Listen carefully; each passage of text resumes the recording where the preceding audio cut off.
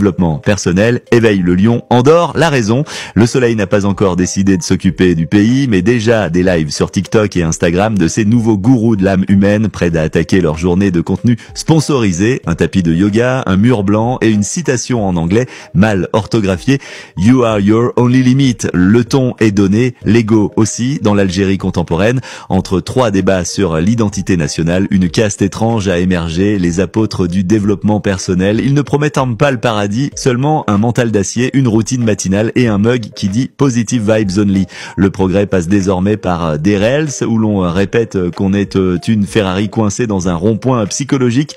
Ces êtres lumineux ont tout compris, pas de diplôme, pas d'expérience, pas de réelles compétences. Parfait, la douleur devient opportunité, l'ignorance, un contenu, un burn-out, une reconversion. Chaque échec est recyclé en masterclass, le vide existentiel, une formation à 4999 dinars algériens payable en 2 fois, du marketing émotionnel servi sur fond de musique méditative et de lumière tamisée par un rideau bon marché. La recette est simple. D'abord, se filmer en train de regarder la mer ou une bougie.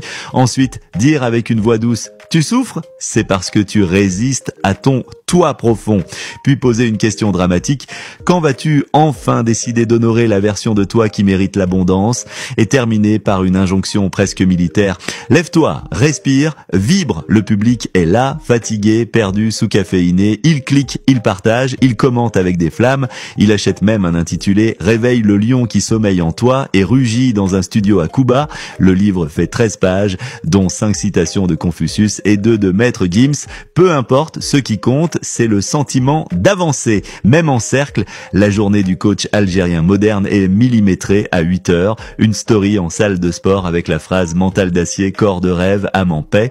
À midi, un live Instagram où il est des questions de trauma générationnel, mais aussi d'astuces pour booster sa productivité grâce au thé au gingembre. À 16 heures, une vidéo sur TikTok avec une musique dramatique et des phrases type « Tu n'es pas en retard, tu es en incubation divine ». À 22 heures, une photo floue d'un livre fermé avec une légende « Travaille sur toi ». Aime-toi, dors. La spiritualité est devenue un business et l'âme un produit de beauté. On parle d'alignement mais surtout de branding. On soigne son feed Facebook comme on soigne son karma. Avec des filtres doux et des posts sponsorisés, on invite à lâcher prise tout en traquant le taux d'engagement à la minute près. La souffrance n'est plus une tragédie mais un tremplin. Plus c'est dur, plus c'est vendable. Les problèmes familiaux, une opportunité de créer un podcast, le célibat prolongé, une chance d'approfondir sa relation avec soi-même et d'écrire une formation intitulée « Aime-toi comme tu aimerais qu'on t'aime ». Les brimades de la vie quotidienne deviennent des métaphores de croissance. Le bouchon sur la rocade, un test de patience, le voisin qui perce à 3 heures du matin, un signal de l'univers. Le plus impressionnant reste la capacité à tout expliquer par les vibrations. Il n'y a plus de chômage, seulement des énergies basses, plus de pauvreté, juste un manque de gratitude, pas de corruption, juste un désalignement collectif. Tu n'es pas en faillite, c'est juste une conscience en transition. À Alger, Oran ou Constantine, les jeunes cherchent la lumière. Pas celle des studios de cinéma fermés, ni celle des bibliothèques désertes, mais celle des anneaux lumineux à selfie. Le savoir se transmet désormais en carrousel Instagram. 10 habitudes pour devenir la meilleure version de toi-même. Numéro 1, boire de l'eau.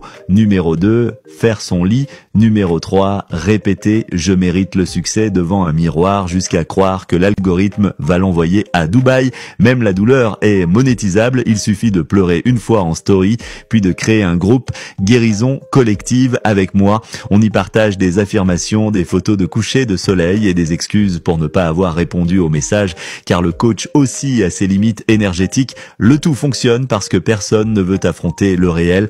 Le développement personnel à l'algérienne, ou bien le développement personnel tout court, a quelque chose de magique. Il transforme l'inaction en choix spirituel. Ne rien faire, c'est méditer. Ne rien produire, c'est cultiver son silence. Ne rien comprendre, c'est embrasser le mystère. Et quand les critiques pleuvent, il suffit de répondre « Ils ne comprennent pas, ils ne vibrent pas à ma fréquence ».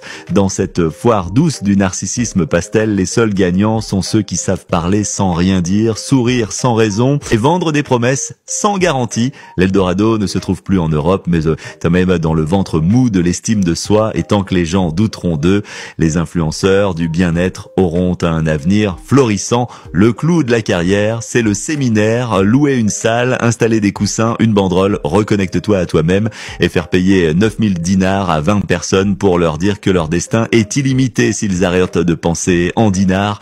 Et quand tout cela devient un peu trop creux, ils se réfugient dans leur dernier slogan: tu ne comprends pas maintenant, mais ton âme, elle, comprend. Et en effet, elle comprend qu'on l'arnaque doucement, mais avec des mots doux, des bougies et un compte TikTok optimisé.